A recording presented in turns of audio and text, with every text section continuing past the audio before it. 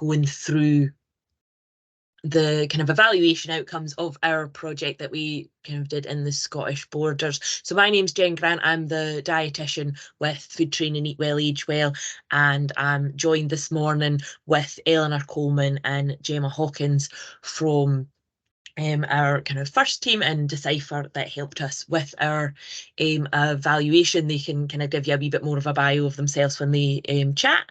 We've also got Michael Curran here from the Scottish Borders Health and Social Care Partnership as well. So as I say, we'll just this morning be kind of, or this afternoon, I should say, we'll just kind of be taking you through a wee introduction to the project and the Patients Association Nutrition Checklist. Gemma will give us a wee bit more information about NIHR and FIRST, and then we'll hand over to Eleanor, who will kind of take us through the evaluation of this project and our findings from the evaluation. We'll also have a wee bit of time at the end for any kind of questions that you might have. Feel free just to use either the chat, or we've got the wee Q&A function enabled where you can just pop your questions in as we go, and then we'll just kind of go through them at the end. Like I say, this session is being recorded, so you'll get a wee link afterwards to the recording. So if you kind of have to miss any wee bits or that, that'll kind of get you going. So I'll just crack right into it. So I'm just going to take us through I'm just going to take us through the first wee section with just a wee overview of the project and what we were doing.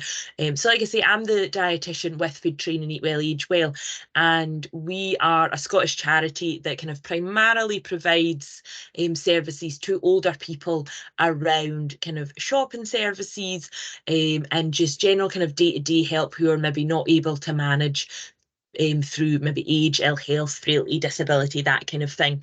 And Eat Well, Age Well is a project within Food Train that was set up to contribute to the kind of prevention, detection and treatment of malnutrition amongst older adults living at home in Scotland. We were set up sort of 5 years ago now, actually, on the back of some work that had been done around Food Train within the kind of the staff, the older people we were working with, and kind of various stakeholders, where there wasn't really a great resource around malnutrition. There wasn't really a great support for people. So over the last few years, we have been trying various bits and pieces of work to aid that kind of prevention, detection and treatment of malnutrition. And that's really where this project started. So as you might know, around 1 in 10 older adults are thought to be at risk or suffering from malnutrition. And it's something that there's been a really kind of inconsistent approach to tackling this issue. We know that there's, a lot of great work going on in the health service around MUST, a lot of people using different tools and different ways to identify people who are at risk of malnutrition, but not really a great sort of consistent approach across different organisations, and it can be really variable within sort of social care and third sector settings. So in the last sort of few years through Eat Well, Age Well, we've had a lot of good results from implementing a new tool, the Patients Association Nutrition Checklist, in kind of various social care and third sector organisations across Scotland. So we were getting a lot of good results back from these kind of individual projects, but again, we were kind of noticing that these bits of good practice are happening kind of really disjointed across Scotland. No one's really taken that sort of consistent approach. We weren't sure if that's something that would even work. But we had kind of noticed that there wasn't really that kind of great link where everybody was doing their own sort of thing, and that was leading to, a lot of confusion about what people do, a lot of confusion around, if you identify somebody that's at risk of malnutrition, what do you do with them? How do you support that person? If you then kind of refer them to another organisation, will that organisation pick it up and things like that? So we were looking for a way to kind of improve that and see if we could introduce a wee bit more of a consistent approach and if that would have kind of benefits. So we did that. As I say, we did a lot of work with the Patients Association Nutrition Checklist, and that's the kind of angle that we took through this project in the Scottish Borders. we were using the Patients Association Nutrition Checklist, which I'm just going to start calling the checklist from now on, because it's a bit of an easier mouthful to say. So if you don't know kind of much about the checklist, it was developed by the Patients Association and launched in 2018. And it is very much what it says on the tin, that it is a checklist about someone's nutrition. And it was designed as a kind of simple way to identify older people that might be at risk of malnutrition. It is kind of broken into different sections, but your kind of main section is section A, which is just 4 initial questions designed to identify whether or not someone could be at risk of malnutrition. So ask questions around weight loss, around appetite, whether clothes and shoes and jewellery still fit, and whether there has been any kind of patient or family concern about that person's diet or nutrition. If somebody answers yes or they don't know to any of these 4 questions, they're considered to be at risk of malnutrition and can then use the rest of the checklist to kind of identify other kind of underlying issues, to get a bit of signposting and a bit of first line advice. It's a really kind of easy to use tool. It's easy to implement, and it can just be a great wee conversation starter and getting people to chat about malnutrition, chat about people's diet, and identify early on if there's a problem. So like I said, we'd had some really kind of good success across a lot of different organisations.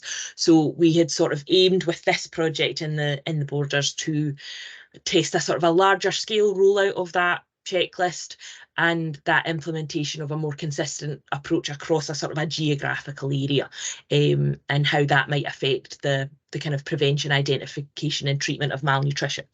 So we were really grateful to be able to work with the Borders Health and Social Care Partnership. They were really keen to let us try this idea, and we were able to then work with key members of staff within the Health and Social Care Partnership to establish a wee delivery group and identify kind of key organisations that were working with older people. So that was both in sort of health, social care and the third sector as well. So within the delivery group, we then kind of had a lot of great discussion about how a project such as this would roll out. We elected to focus on more of the kind of social care and third sector organisations, because there was already pathways in place, there was already processes in place within the health service to identify malnutrition risk and kind of do something about it, but there wasn't so much that approach within the social care and third sector organisations. So like I say, we worked with that delivery group to identify kind of key organisations. We also worked with the local dietetic services to ensure your kind of onward referral pathways fit in with what the existing referral pathways. So we wanted this approach to really kind of streamline in with what people were already doing.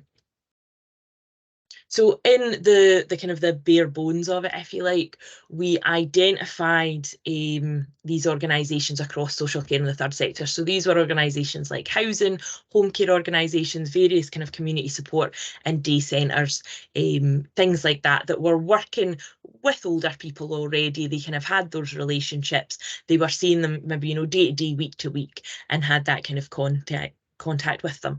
We then worked with the individual organisations to embed the checklist into their existing processes. So this looked kind of different depending on the organisation, but the general idea was that we were implementing the checklist as a kind of a regular way to be used with older people they were working with, and to identify people that might be at risk of malnutrition and kind of do something about that. So we had set up kind of a general pathway where people would be, people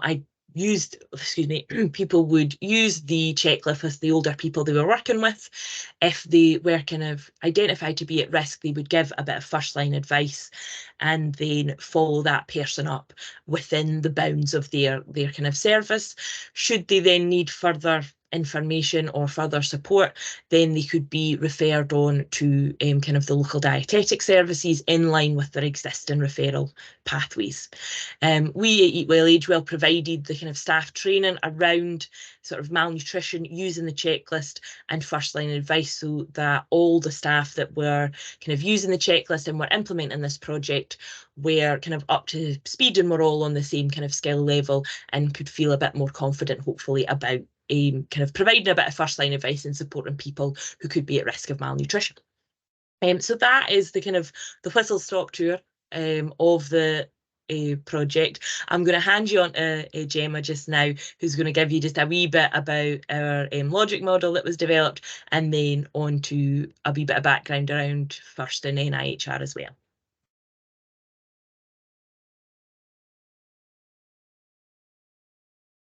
Hi everybody, and thank you, Jen. So as Jen said, this is what we call our logic model. So essentially, as it says on the screen, it's a visual depiction of the checklist and what it's intended or hoped to do.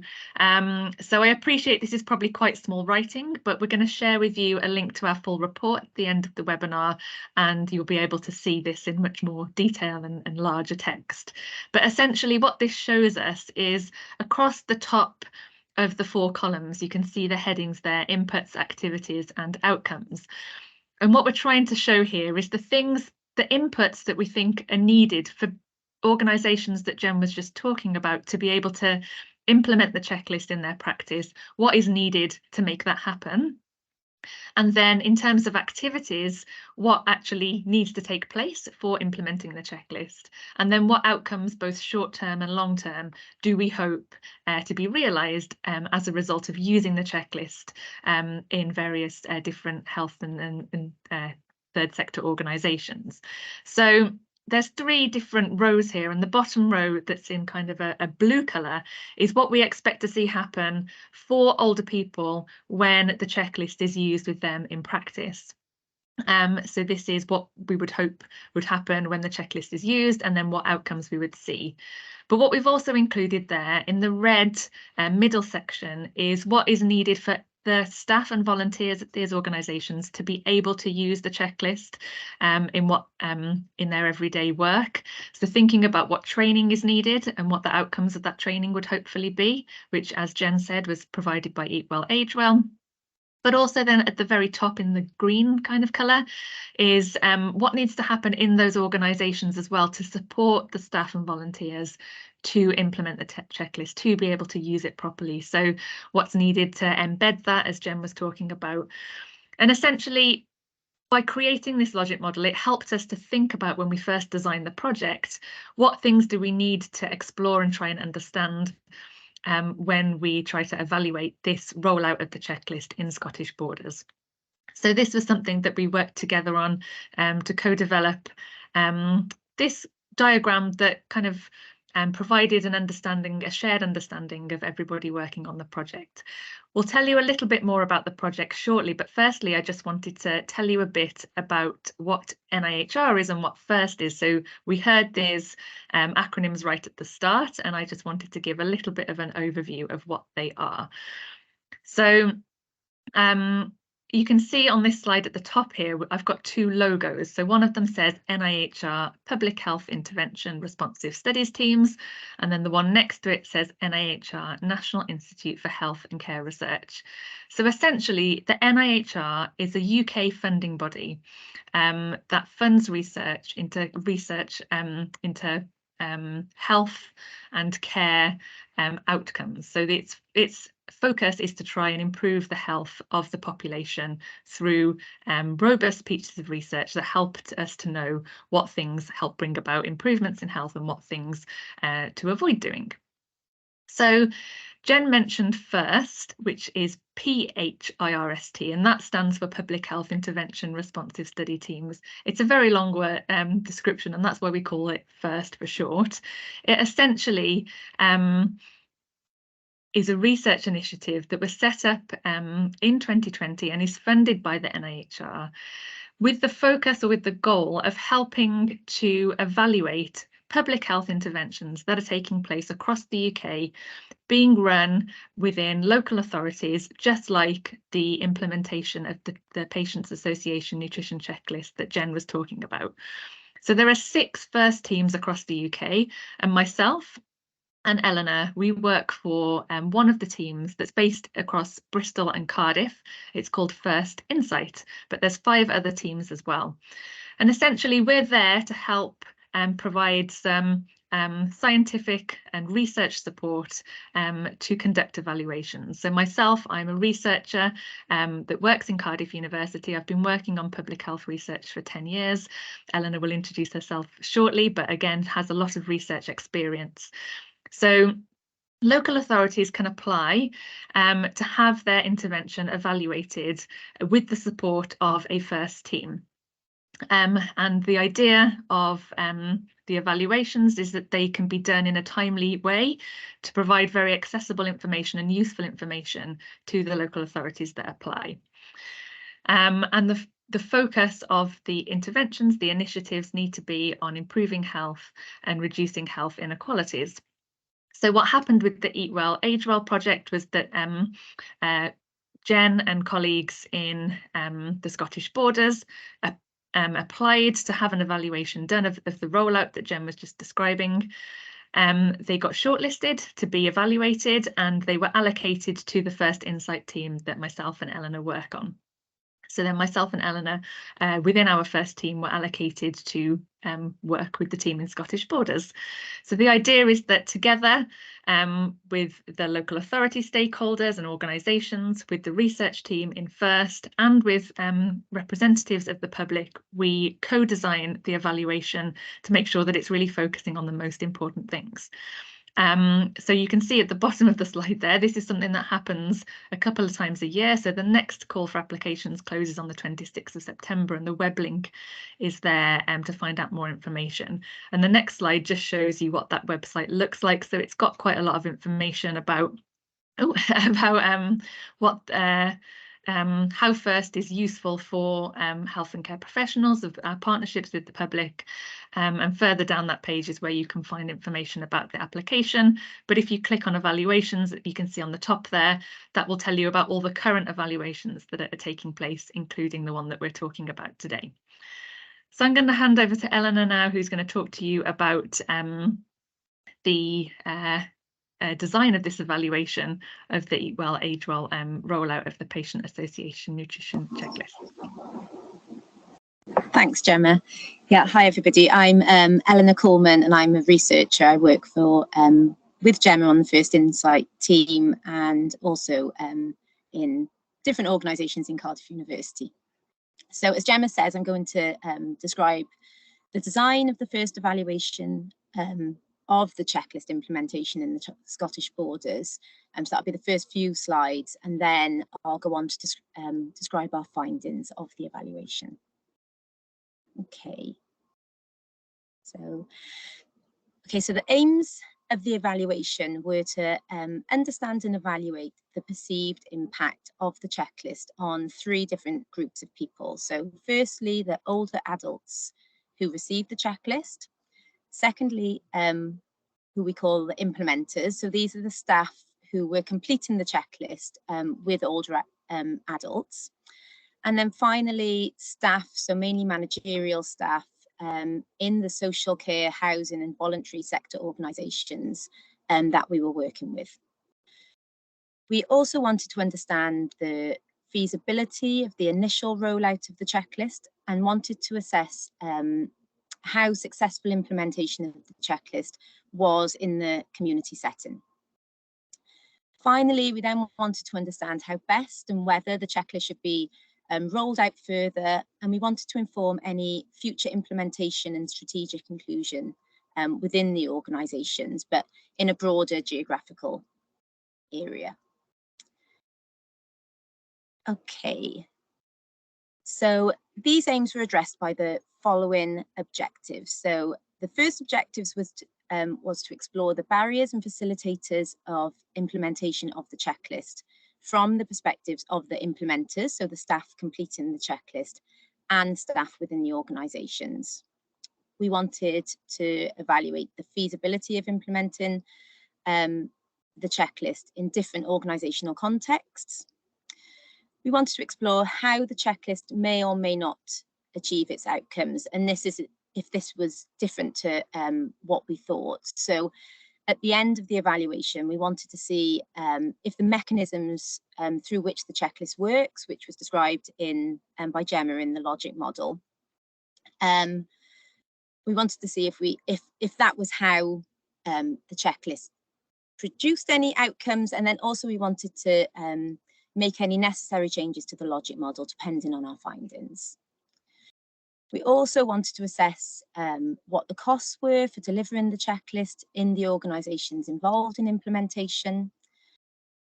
And then finally, we also wanted to assess whether it would be possible to use routinely collected NHS data to measure outcomes in any future research projects in this area. So this type of data is data that's collected for everybody and can be assessed directly from records held for an individual rather than having to collect the data from the person themselves. So our evaluation had originally aimed to explore outcomes and experiences from the older adults themselves who were in receipt of the checklist. However, this was unfortunately not possible due to a lack of referrals of older adults to the research team, but I'll go into more detail about that later. And so the use of routinely collected NHS data could be useful in these circumstances where there are barriers to collecting the data directly from participants.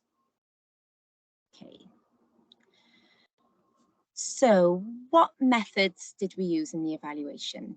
So the Eat Well, Age Well delivery team collaborated with the Scottish Borders Health and Social Care Partnership to identify potentially suitable organisations within social care in the third sector.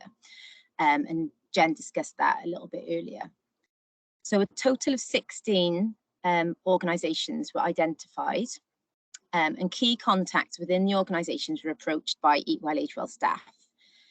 A total of 4 organisations were unsuitable to implement the checklist because of capacity issues or because this type of work didn't fit well within their remit. But 12 organisations were recruited and trained by Jen to implement the checklist with older adults who were on their caseloads.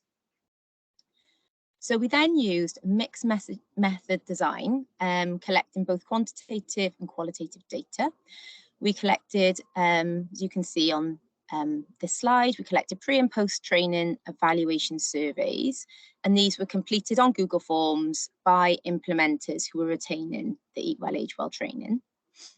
The survey was designed by Eat Well, Age Well and contained questions on the implementers' knowledge of dietary needs, how confident they were in identifying malnutrition in older adults, their knowledge of available signposting to malnutrition support, their knowledge of screening tools, and confidence to use the checklist in their existing job role.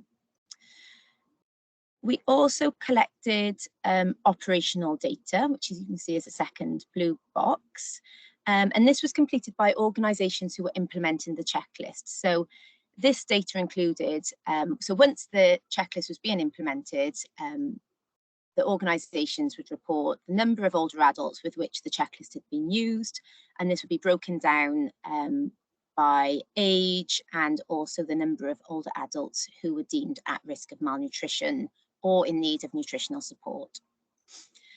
And then also the number of older adults who were referred for additional support. We also conducted 8 semi-structured interviews with both implementers and organisation staff. We invited staff to take part through invites distributed by the key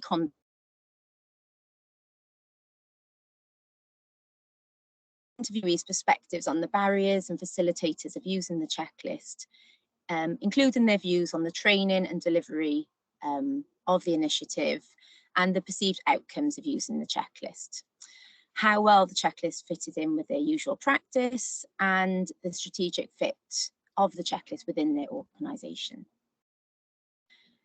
To supplement the data that we collect in the qualitative interviews, and also to have broader reach with more members of staff within the organisation, we also collected responses to online surveys, in which we asked really similar questions, but just allowed more people to respond to us. And we collected this with 38 staff members in the organisations who were implementing the checklist. As you can see, we also interviewed Jen, the Eat Well, Age Well trainer. And as I've discussed already, we collected data on the cost of implementing the checklist, which we then used to calculate the approximate cost of implementing the checklist across the organisations.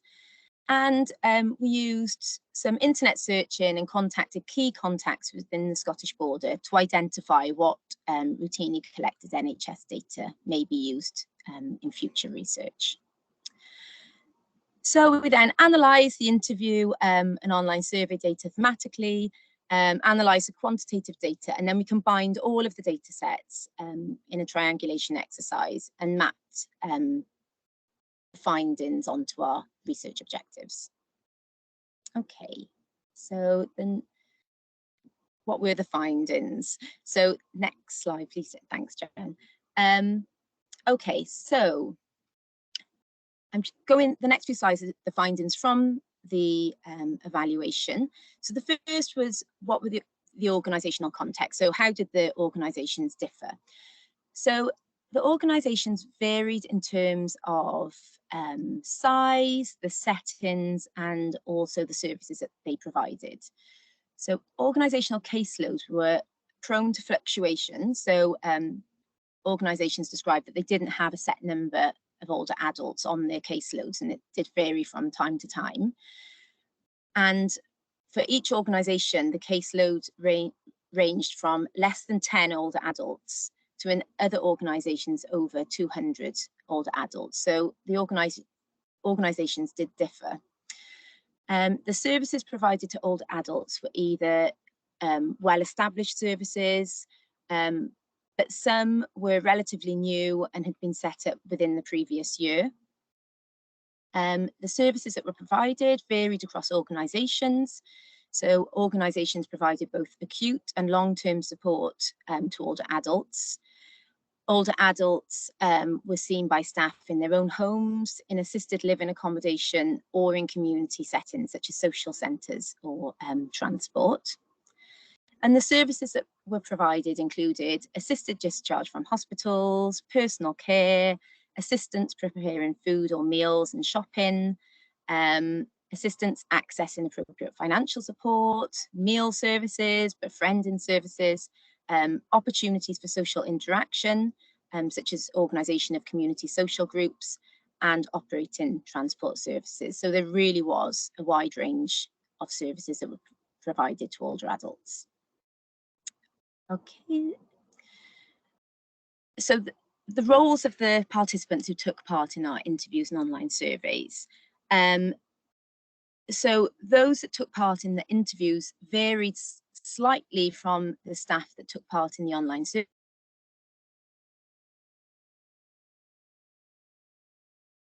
Themselves as having mainly senior or managerial positions within the organisation, and most were also in contact with older adults as part of their job role. Interviewees described how they had extensive experience, some for decades, of working with older adults. However, the length of time in their current job varied from a few months to more than 10 years. So for the survey participants, examples of the types of job roles included support or community link workers, coordinator roles such as local area coordinators or sheltered housing coordinators, hospital liaison roles, dementia advisors, and then also managerial or administrative roles. The majority of survey participants worked in a position where they came into contact with older adults. That was 68%. And around a quarter of survey participants line managed member of staff who came into contact with older adults. And it was only a couple of survey participants who didn't come into contact directly or line managed, members of staff who came into contact with older adults. And then, as I mentioned earlier, we also interviewed Jen, who trained the implementers on using the checklist. Okay, so next slide, thank you. So we wanted to establish what the usual practice was with regards to malnutrition in the organisations that we were working with. So trainees were asked to rate their knowledge of malnutrition when they attended the training session with Eat Well, Age Well. So 92% of trainees reported that their knowledge was adequate or good, and only 8% reported little knowledge of malnutrition.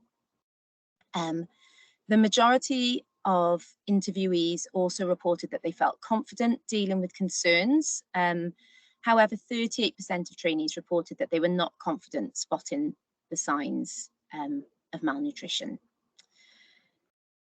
Interviewees described how they had established processes regarding malnutrition in their organisations, and that they work closely with social services. Participants described already referring older adults who they were concerned about to the GP, district nurses and dietitians. However, there was mixed existing practice regarding nutrition. So some services had regular reviews with older adults, which included a nutritional assessment.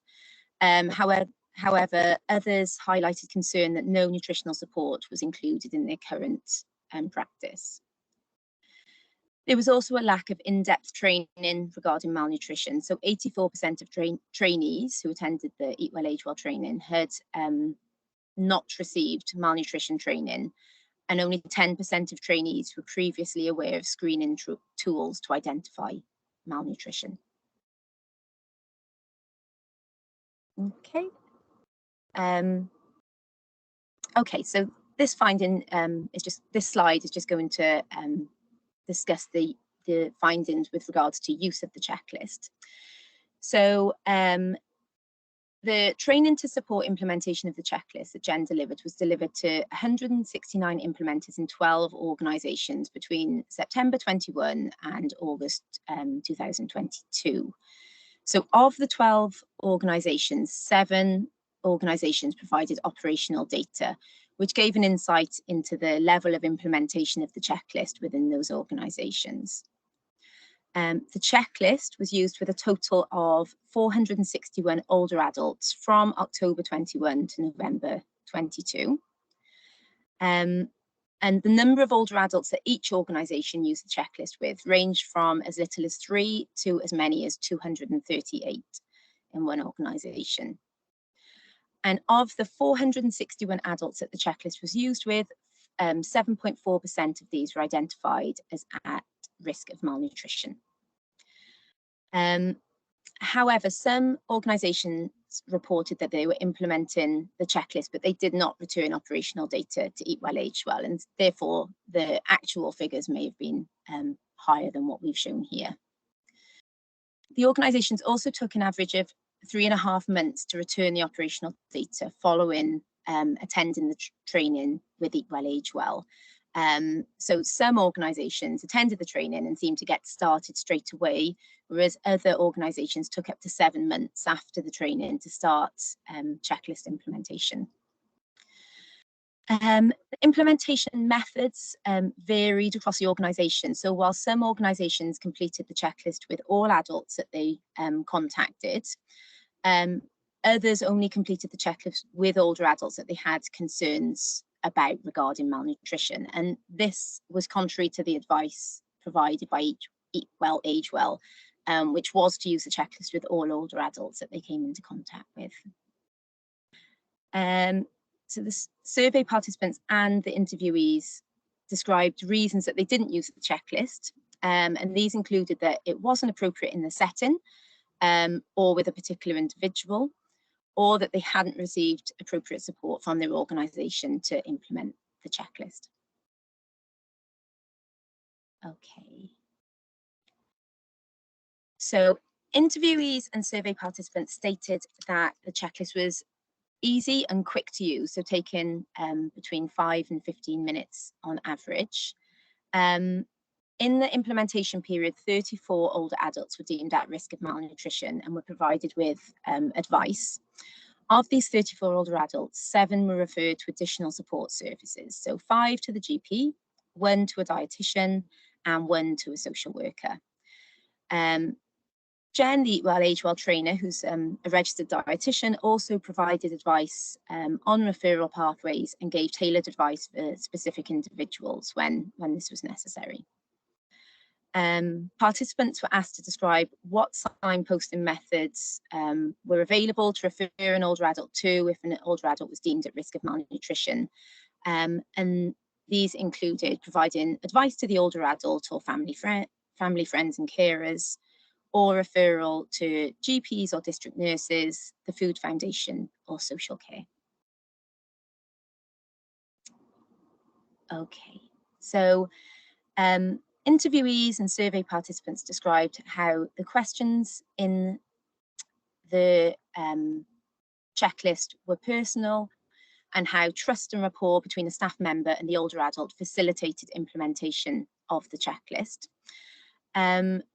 They also mentioned having longer appointment times allowed implementers to explore any concerns without feeling rushed. The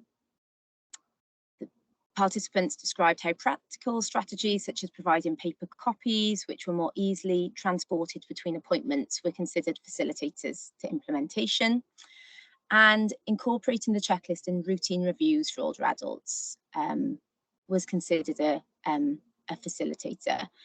And one interviewee also described how their organisation had incorporated training of the checklist training into new staff members' general induction, and described how this maintained momentum for implementation. Interviewees also suggested that how often they came into contact with older adults allowed them to identify signs of malnutrition easily.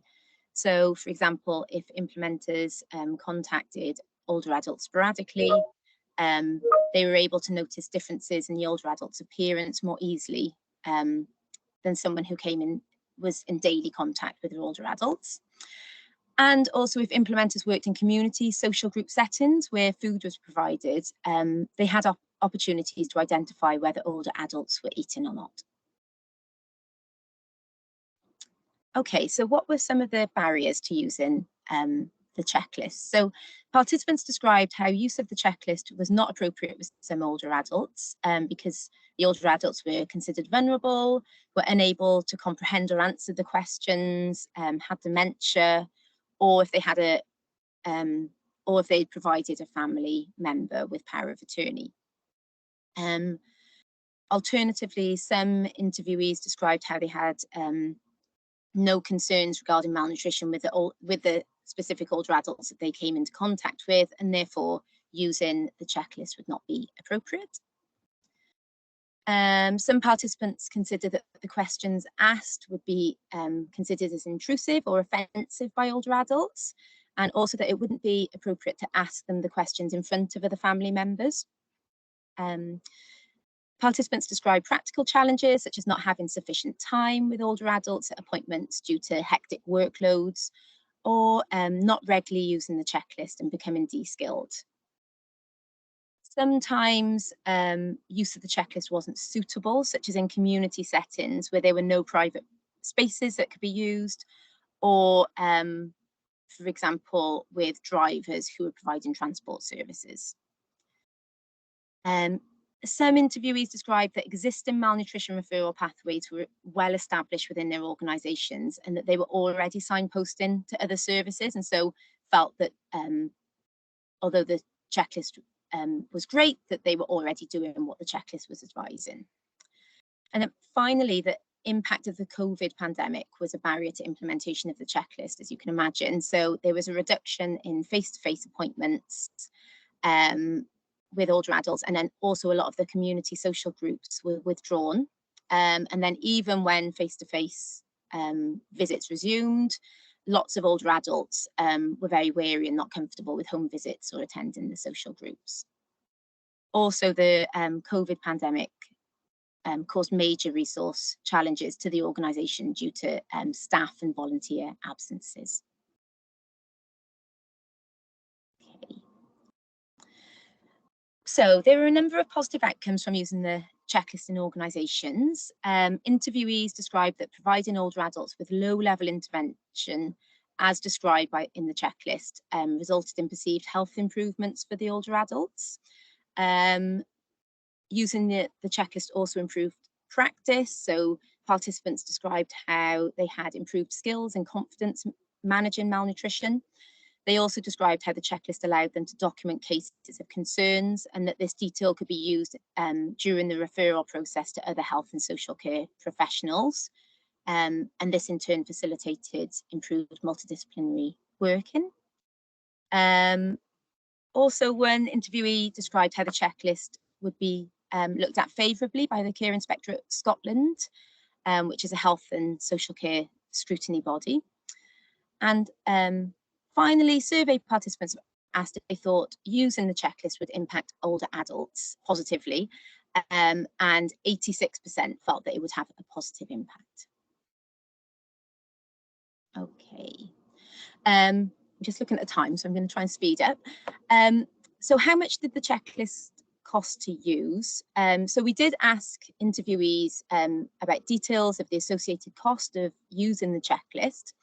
For the training costs, there weren't many costs associated with this because most of the training was done online, or if it was done face-to-face, it was in an organisation's room on site.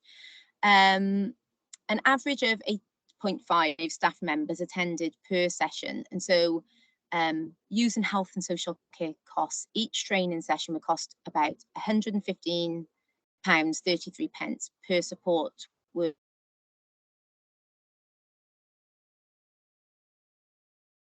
per manager.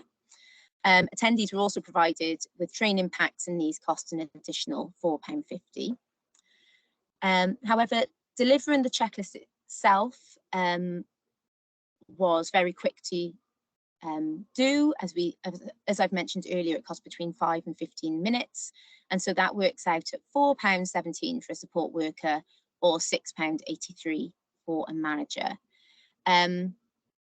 One interviewee mentioned that if they had to complete the checklist, they would do a separate home visit, which increased the costs if that did happen, because it would take longer, and you can see that on the slide there. Okay, so most interviewees said continued use is likely when we asked about the likelihood of continuing to use the checklist within their organisation. And 57% of survey respondents reported that the checklist would continue to be used, or would be used if they hadn't used it already. 38% were unsure whether to answer how they would answer that, and only 5% thought that the checklist could not be used in their organisation. Most survey respondents reported that the checklist fitted in well to their usual practice, and also with the wider work of their organisation. There are a few recommendations for continued rollout. These included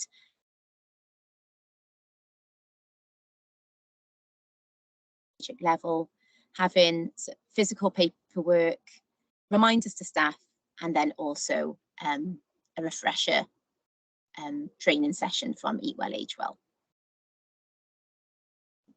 Okay, so just to conclude, so the findings from this project suggest that the checklist was acceptable to most organisations, and that the implementing staff mostly understood and valued the aims and importance of the checklist. The staff also valued that the checklist was easy and quick to use. The outcomes for organisational staff included increased awareness of malnutrition and improved skills and confidence to identify malnutrition and provide advice or signpost to additional support. The checklist had perceived positive outcomes for older adults, including improved health following receiving first-line advice. However, the checklist was not implemented as planned in some of the organisations, so it wasn't used with all older adults that were on the organisational caseloads. And as described, there were workload and resource issues due to the COVID pandemic, which affected implementation. And it therefore may have been prudent to delay the evaluation until implementation had been more established in the organisations. One thing to note was that the number of older adults deemed at risk of malnutrition was slightly lower than what we were expecting at 7%. And finally, further work is needed to assess the impact of the checklist on older adults themselves. And what we have suggested is this could be potentially done by using routinely collected NHS data. Okay, thanks very much. I'm just going to pass back over to Gemma, who's going to answer any questions that anybody has.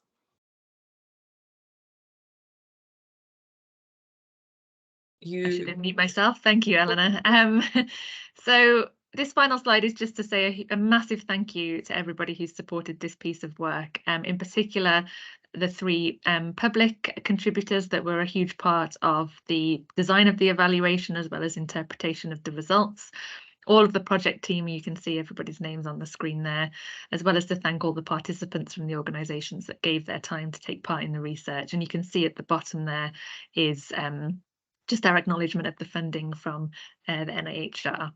And the final slide has, yes, invitation to you to ask any questions or anything further you'd like to discuss, but also that link that I said where our full report is, that you can get all the ins and outs of what Eleanor's been talking about, the full image of our logic model and anything else you might need. But thank you. Lovely, thank you very much. We've got a couple of questions that have came through. So we've got one here that was just asking if there is any kind of evaluation tools that can be shared. Anything that can be sort of helpful maybe to people doing similar work or things like that? Yeah, I think so. We were looking at quite a lot of different evaluation tools, in particular to evaluate outcomes for older adults, which we didn't end up using, as Eleanor explained. There was a few, capacity issues with actually recruiting older adults into this project. But if anybody would like to look at those kind of the tools that we identified in that process, because we did spend quite a lot of time on that. So there's a few things that were identified as being both useful measures and also that would be sort of feasible to complete. So we haven't put our email addresses on this slide, but I think they are available on that link, or if you just search our names. So if you want to pop your email address in the chat, we can either email you, or if you want to email us, we can definitely send those evaluation tools. If we're thinking more about evaluating the implementation, again, we'd be happy to share some of the questions that we explored both in the interviews and in the survey. And then Jen, whether you're you obviously have the survey questions for the evaluating the training outcomes as well. So yeah, we're happy to share any of those things. I see Eleanor's put her email in the chat, but I can put mine in there as well.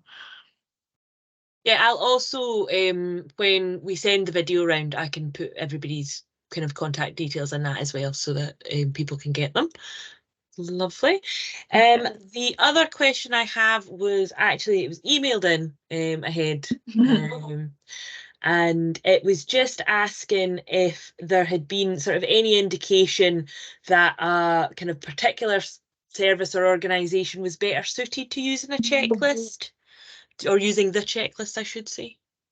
Well, I guess there's kind of a little bit what Eleanor's just been talking about in terms of where there were particular facilitators to using it, or conversely where there were barriers that maybe things weren't so appropriate or relevant, but in particular where people had sort of there was, I suppose, a combination between it sort of fitting into the person's existing work and being the kinds of things that the sorts of things that somebody would do in their practice. So the person was used to being asked questions, but also I think a key thing was where it could just be embedded into what the organisation, sort of depending on what the organisation is, but the sort of regular conversations or processes that the organisation would have. Maybe the first time that they saw somebody, and it would be sort of part of a battery of things that they would go through, or as part of a regular checkup or that sort of thing. I suppose it's very difficult when it's in an organisation where you might just see somebody once, and it's hard to fit into that one contact, and then you're not going to see them again. That might be a little more tricky. So I don't know if you'd add anything to that, Eleanor, in terms of your sort of analysis of the data. Yeah, no, I was just going to say exactly what you said, Gemma, that lots of the organisations where it seemed to work really well were when they had monthly reviews or regular reviews with an older adult, and that's when it worked particularly well.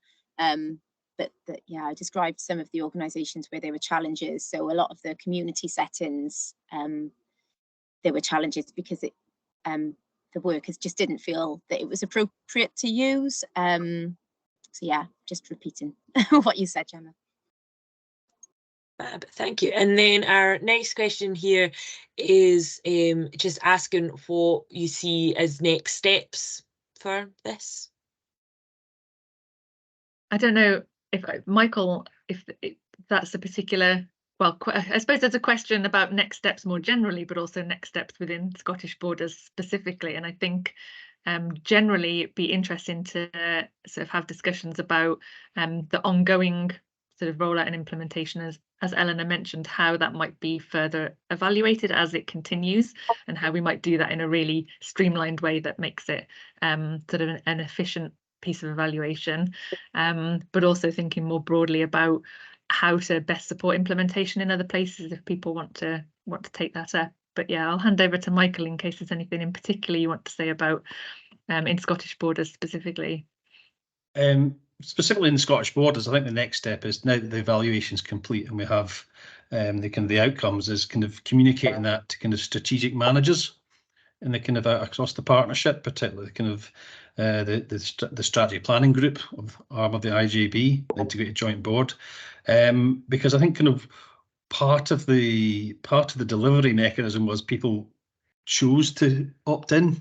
There was no strategic direction given, so I think kind of that kind of exploring what strategic direction we would give to kind of commission services as to the use of this. To raise the profile of malnutrition in older people as a real and present issue, and we should be addressing it and setting out in a strategic context would be the next step. So it's kind of about communicating it and setting out in a strategic context would be, from my perspective, the next steps. I suppose the conversation also has to be with Jen about how do we continue the kind of rollout. Is there more organisations that we can be looking at to kind of who would want to opt in, and also the maintenance of the existing organisations, kind of to keep using the organisation. And there's certainly kind of elements of kind of setting out in a kind of digital context. It's something we touched on but never really bottomed out in our evaluation. Is it's setting out in a kind of into embedding it into some of the technology we have. All the home carers through use Total Mobile as a system, so they get all their instructions, all their visits. Can we embed it into that as a kind of as a function that any home carer could kind of use? And also kind of all the social workers are now getting iPads with all their kind of assessment tools on it to take out to record it. Could it be embedded in that? So there's that exploration of the digital aspect to it as well. Yeah, and I think certainly from our point of view in Eat Well Age Well, this is what we're always really keen to be doing. So we're always looking at new ways that it can be rolled out across Scotland as well, into kind of different health and social care partnerships and organisations like that. And I see in the chat there, we've got Amy from Borders there who's saying in their podiatry team who see high-risk foot patients on a regular basis, they've been completing the checklist a few times over the past year, which is helping to highlight the importance of nutrition and wound healing. So it's great to see that it's a lot of different ways that people can take this work and can take things like the checklist to improve the work that they are doing and kind of highlight it there, which is always very nice. Lovely. So I think, let me just double check to make sure there's no other questions came through there. No, I think that's it coming through, and it's very nicely timed that that's just gone just about 1 o'clock. So I will just take this opportunity to excuse me, I'll just take this opportunity to thank everybody for coming along, and to thank Michael, Gemma and Eleanor for speaking today as well. It's been a really interesting project, and it's been great to get it kind of evaluated and get the help and support with that as well. So we'll get the kind of recording out and a wee email around to everybody that's came. But if there's any more questions or anything that you might have that you want to chat with us, do feel free to reach out once I send the links and things around. Thank you everybody for the nice comments in the chat. Great that you could attend.